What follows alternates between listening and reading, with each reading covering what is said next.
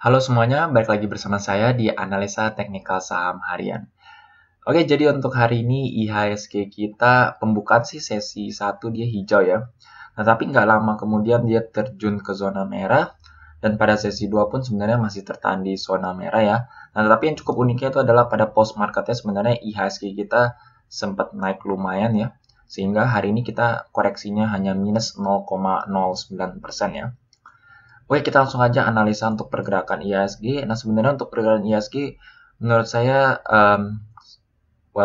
cenderung berkonsolidasi seperti yang ini ya, menurut saya not much yang kita saat ini masih bisa deduksi untuk pergerakan IHSG. Kita lihat sendiri pergerakannya terus berkonsolidasi di sekitar MA20 dan juga level supportnya ya. Kita lihat saat IHSG sebenarnya koreksi ke zona merah kan dia sempat nembus level support, tetapi pada post market dia naik ke atas lagi ya. Jadi emang kita menyadari bahwa ada beberapa seperti ada tahanan di level support untuk pergerakan IHSG ya. Nah, terus kita lihat aja secara MACD-nya ini juga masih cenderung bisa dibilang seperti datar ya, naik sedikit tetapi overall masih cenderung datar kalau menurut saya. Kelihatannya sih kayak ada tanda-tanda divergence ya, maksud saya ini harganya terus di level yang sama tetapi secara MACD-nya sebenarnya garisnya sudah tanda-tanda naik ya. Jadi emang menurut saya cenderungnya sih naik, tetapi menurut saya kita masih bisa belum memastikan sampai harga IHSG-nya tuh mengkonfirmasi dengan kenaikannya menembus MA20 dan bertahan di atas MA20-nya ya. Ini kita lihat sendiri terus tertahan di atas ini MA20. Hari ini dia sempat naik ke atas menyentuh MA20 tetapi koreksi kembali ya. Jadi itu kita menyadari bahwa sebenarnya masih ada tahanan dari pergerakan IHSG ya. Nah, kita secara lihat RSI juga sama. Ini RSI per jamnya pun juga emang cukup tanya saat dia turun ke sini sebenarnya titik rendah di RSI ini kalau kita lihat sebenarnya di level 40 ya, di sebelumnya 39. Terus dia naik tapi naiknya baru dikit, belum mencapai level ketinggian dia sebelumnya, dia sudah mulai melemah lagi ya. Jadi menurut saya emang IHSG cenderung berkonsolidasi terlebih dahulu ya. Nah, ini kita zoom in aja langsung ke per 4 jamnya. Nah, yang saya bilang kan tandanya seperti ada mau naik ya. Kalau kita lihat ya, tanda-tanda divergence. Ini sebenarnya RSI juga menunjukkan ya, ini kita lihat saat dia turun, ini sebenarnya turunnya juga masih di sini ya. Ini kita lihat sendiri turunnya nggak sedalam sebelumnya dan dia sudah mulai naik lagi. Jadi ini ada early sign dari pergerakan IHSG bahwa dia mungkin mau naik ya, cenderung lebih naik, tetapi dari ini pun juga ya kita nggak bisa pasti 100% ya. Lebih pastinya tuh kalau dia mengkonfirmasi secara pergerakan harganya ya. Nah, kita lihat juga dari per jamnya juga sama. Ini kita lihat bahwa tuh titik rendahnya ini sebenarnya lebih tinggi dari sebelumnya ya. Jadi emang sudah ada tanda-tanda tertahan pergerakan IHSG penurunannya. Jadi mungkin kita bisa antisipasi dia naik, tetapi di masa-masa di mana IHSG-nya cenderung loyo, terus nih di pertengahan tahun, terus harganya juga masih tertahan di atas MA20 ya. Ini kalau kalian nge-trade di saham-saham blue chip yang cenderung mengikuti pergerakan IHSG, mungkin kalian bisa atur tradingnya ya mungkin untuk swing trading dulu ya. Maksud saya ya udah naik sampai ke MA20 ya kalian take profit sebagian terlebih dahulu ya. Soalnya ini kemungkinan besar mungkin IHSG kita masih berkonsolidasi, belum mengkonfirmasi dia akan berhenti turun ya. Maksud saya ini bisa aja misalkan kita lihat awalnya nih kesannya dia mau naik, tetapi ternyata pas beberapa hari kemudian ya mungkin karena isu apa atau berita apa ya, dia baru next tinggi ternyata dia terjun lebih dalam, itu kan bisa aja ya. Contohnya salah satunya itu waktu di BBRI waktu itu waktu saya analisa dia terus tertahan tetapi tiba-tiba dia jebol ke bawah hingga menyentuh level support dan akhirnya tembus level supportnya di sekitar 4000 sampai 4010 ya. Nah, itu yang jadi yang untuk kalian ya baiknya kita tetap berwaspada untuk pergerakan IHSG kita ya. Nah, jadi mungkin saya nggak akan bahas BBRI lagi soalnya ada beberapa hari kita bahas. Mungkin saya sekilas saja update untuk pergerakan nikel. Nah, jadi dan juga pergerakan Antam ya. Nah, jadi untuk nikel ini sebenarnya kita lihat nikelnya yang saya bilang ya dia ngetes level resist. Saat ini sih lagi koreksi ya minus 71%. Cukup wajar ya soalnya kita lihat sendiri dia naiknya sudah sangat cepat sekali ya, sangat tinggi. saat ini overall harganya masih tertahan di atas MA5, jadi menurut saya masih uptrend sebenarnya pergerakan harga nikel. Tetapi ya menurut saya cukup wajar aja, soalnya dia nyentuh level resist, koreksi terlebih dahulu ya, pullback terlebih dahulu. Mungkin dia ntar ngetes level beberapa garis trend lainnya di MA5 atau MA20, kita nggak tahu. Sebelum dia mungkin melanjutkan kenaikannya lebih tinggi ya. Nah, dengan minusnya nikel ini ya, jadi kita mungkin juga nyadar ya bahwa Antam dan juga saham-saham lainnya juga, Inco dan yang lain juga sebenarnya nggak terlalu bergerak ya. Nah, tapi menurut saya ini cukup wajar, apalagi dengan nikelnya saat ini pembukaan minus 71%, dan IHSG kita sempat terjun, ini sebenarnya ya Antam juga masih lumayan ya, hanya minus 10 doang ya, minus 0,38% di perdagangan hari ini ya. Ini kita lihat aja langsung sebentar. Ganti ke Money Flow Index. Oke, jadi untuk pergerakan Antam sebenarnya masih cenderung sama ya. Emang saat ini di level kemarin-kemarin itu emang sudah di level overbought. Jadi emang koreksi dan turun terlebih dahulu itu menurut saya cukup wajar. Tetapi yang cukup menariknya adalah saat Money Flow Index-nya turun. Yani kita lihat per jamnya pun juga sama ya, dia terus turun. Tetapi harganya juga terus tertahan di level ini, di atas di sekitar 2.600 terus ya. Maksud saya sudah cukup sulit untuk Antam ini mulai turun ya. Ini harganya Money Flow Index juga cukup udah di level 49.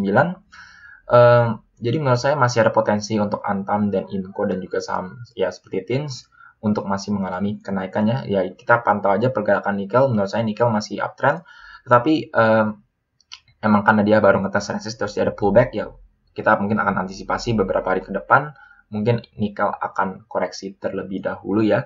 Dan jika nikel koreksi ya pastinya Antam juga ikut koreksi ya. Oke, terus kita langsung bahas aja. Jadi saya baca di forum kayak lagi cukup ngehits yaitu saham zinc ya.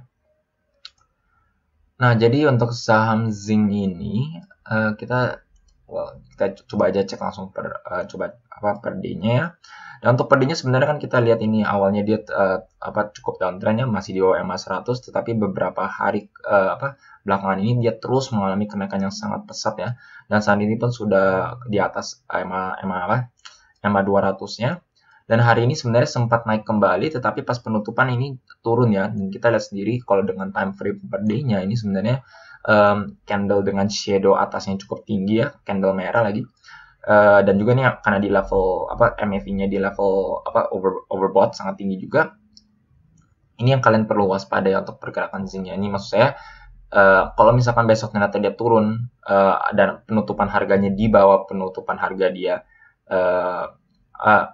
zinc ini, berarti mungkin mengkonfirmasi ada candle pattern reversal, yaitu shooting star candle, yaitu dimana suatu candle reversal dimana dari awalnya uptrend akan mengalami downtrend ya. Kita lihat sendiri sebenarnya volumenya juga cukup besar ya, jadi emang pola candlenya mungkin bisa cukup solid ya. Tapi kan ya seperti saya bilang ya, belum konfirmasi, baiknya kita maksudnya perlu dikonfirmasi dengan pergerakan candle selanjutnya ya. Kita langsung zoom in aja mungkin, soalnya juga saham-saham yang dinaikin sangat pesat ini kita harus cukup gesit ya, masuk keluarnya juga cukup gesit. Nah, kita lihat sebenarnya di menit-menit di 4 jam terakhir ini sebenarnya udah ada tanda-tanda pelemahan ya. Ini money flow index memang sudah sangat tinggi sekali, 99. Jadi kalau menurut saya sih harusnya kalian mungkin sudah take profit ya, hopefully. Soalnya emang menurut saya sudah sesuai target juga di level sangat overbought. Dan kita langsung zoom in aja, kalau bisa day trading kan kita langsung pakai per jam ya. Nah, ini sebenarnya dari per jam ini sudah ada tanda-tanda pelemahan ya. Ini kita lihat seiring harganya dia terus mengalami kenaikan, ini MACD-nya sudah terus koreksi ya, bahkan ke zona merah ya. Jadi ini sudah ada tanda-tanda pelemahan, nggak cuma dari MACD-nya, sebenarnya dari money flow index-nya saat harganya di sini terus dia mencapai level yang lebih tinggi, ini sebenarnya money flow index-nya justru turun ya. Dan ini kita lihat titik rendahnya sebenarnya juga di bawah titik rendah sebelumnya ya. Jadi kalau menurut saya, kalau kalian yang sudah untung dan kalian lihat ada tanda-tanda pelemahan di level overbought ini, menurut saya mungkin kalian take profit sebagian terlebih dahulu kalau misalkan kalian masih antisipasi dia masih bisa naik ya. Soalnya di saham-saham seperti ini jujur aja technical sering meleset ya. Jadi maksud saya dia di level overbought mungkin kita jual, ternyata beberapa hari ke depan dia bisa naik kembali, itu kan bisa saja ya. Jadi tapi yang menurut saya kalau kita mau antisipasi pergerakan saham yang bisa go either way, bisa dia naik atau turun ya, baiknya kita tetap take profit sebagian ya, supaya kita mengantisipasi kalau misalkan ternyata dia dibanting terus di ARB terus kita nggak bisa keluar, at least kita sudah take beberapa profit, sehingga saat kalian berhasil keluar atau take profit saat dia koreksi di mana, ya kalian overall masih untung ya. Nah, kita langsung aja analisa pergerakan brokernya ya. Nah, jadi untuk pergerakan brokernya ini cukup menarik ya. Ini kita lihat sebenarnya pada perdagangan hari ini juga sebenarnya cukup banyak yang melakukan penjualan ya. Ini kita lihat ada CC, EP, SQ yang melakukan penjualan. Ini sebenarnya MG juga, tapi nggak terlalu net sell ya. Nah, di bagian pembeli sebenarnya juga masih diimbangi. Kita lihat ID masih melakukan pembelian, OD nih. Wah, ini OD ya. Masih melakukan net buy sangat luar biasa, dia bahkan jualnya dikit sekali. LS juga masih melakukan net buy cukup lumayan ya. Jadi overall menurut saya sih sebenarnya cukup imbang ya dari pergerakan brokernya ya.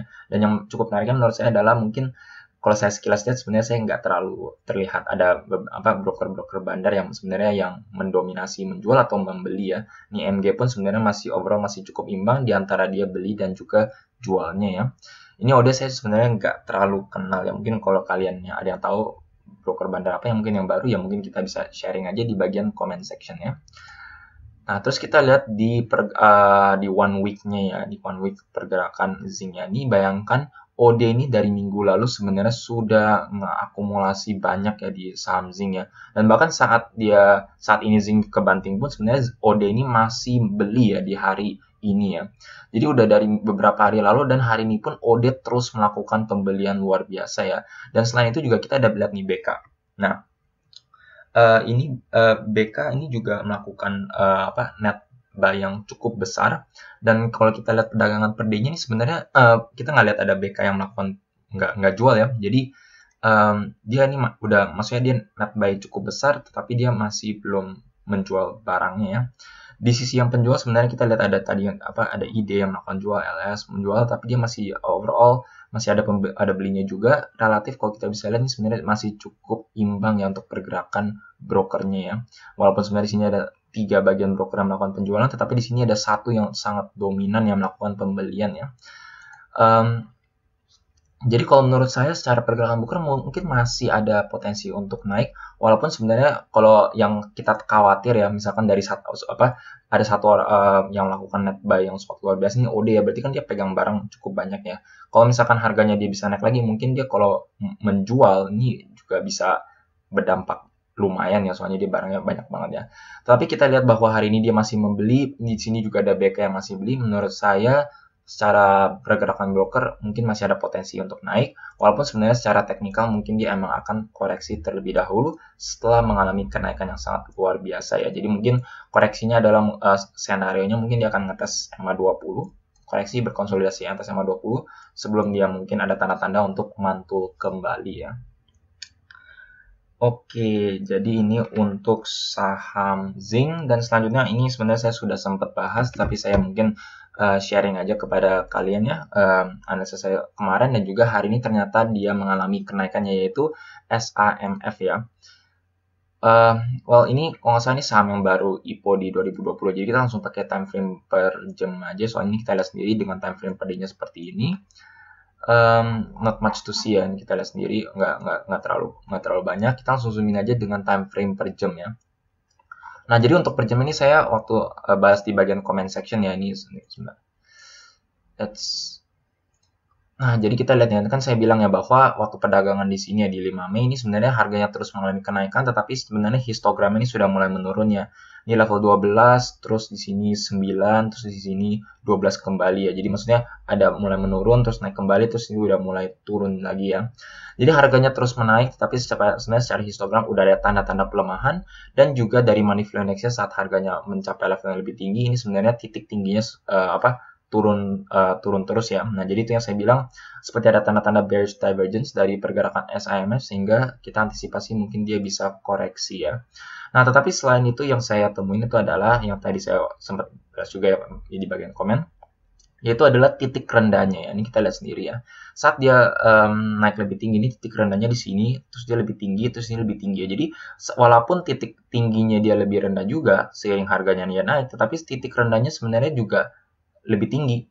Jadi ini kalau kita lihat yang mungkin seperti pola symmetric triangle pada pergerakan money flow index ya. Jadi karena itu saya bilang mungkin masih ada potensi untuk naik ya, soalnya kok dia baru seiring harganya dia terus naik, nih baru turun segini dia udah naik lagi, turun segini dia udah naik lagi. Jadi seperti ada daya beli dan juga daya jual yang lagi bertarung nih. Maksudnya lagi ada perlawanannya di antara pembeli dan juga penjual. Penjualnya juga kuat, penjualnya juga kuat, pembelinya juga sama kuatnya. Nah, itu yang kita takutin, tapi adalah ada munculnya bisa breakout ke atas atau dia breakdown ke bawah ya. Nah, jadi karena waktu kemarin tuh ini belum ada ya chart ininya, kalau nggak salah belum ada. Nah, hari ini kan kita ketahui hari ini dia naik luar biasa, naik 20%. Jadi ternyata saat perdagangan hari ini tuh dia naik sini, turunnya baru sampai segini dia udah naik lebih tinggi lagi ya. Ini kita lihat titik ketinggiannya lebih tinggi daripada sebelumnya. Jadi ternyata nggak jadi turun, tetapi dia justru naik kembali ke atas ya. Ini kita money flow index-nya masih di sekitar level 80. Mungkin secara teknikal mungkin dia masih bisa naik dikit lagi ya, mungkin ya, menyentuh level yang lebih tinggi lagi, mungkin money flow index di sekitar 90-an seperti yang ini, atau di sekitar 88 sebelum dia mungkin akan mulai perlahan koreksi dulu ya. Nah, jadi itu untuk pergerakan teknikal dari SIMF, dan kita langsung zoomin aja untuk ke pergerakan brokernya ya. Nah, jadi untuk pergerakan brokernya ini cukup imbang ya, ini kalian lihat sendiri dengan time frame per day-nya. Dengan kenaikan 20% ini sebenarnya ini juga cukup imbang ya. Ini brokernya ini masih relatif imbang. Yang beli dan jual tidak ada yang melakukan net buy atau net sell yang luar biasa. Dan kita lihat di bagian per week-nya ya. Ini sebenarnya kalau yang beli ini sebenarnya relatif imbang. Tetapi di bagian penjual ini sebenarnya ada satu broker SF yang melakukan penjualannya. Dia udah melakukan penjualan, tapi ini saya kurang terlalu kenal nih apakah dia broker bandar atau enggak ya. Tapi overall ini hanya satu, yang lain masih cukup imbang. Per day-nya pun sebenarnya dengan kenaikan 20% ini masih cukup imbang juga. Jadi mungkin seperti analisa teknikalnya mungkin dia masih ada potensi untuk naik kembali. Mungkin naik sedikit lagi money flow index-nya sampai di level yang agak lebih tinggi sebelum dia mengalami turun lagi untuk mungkin ngetes ulang apakah dia bisa naik kembali atau tidak ya. Oke, jadi untuk video kali ini sekian saja. Jika kalian merasa video seperti ini bermanfaat untuk kalian, jangan lupa untuk subscribe dan juga pencet tombol bell di sebelahnya, supaya kalian selalu terupdate dan ternotifikasi dengan video-video yang saya akan upload setiap harinya. Sekian dari saya, terima kasih.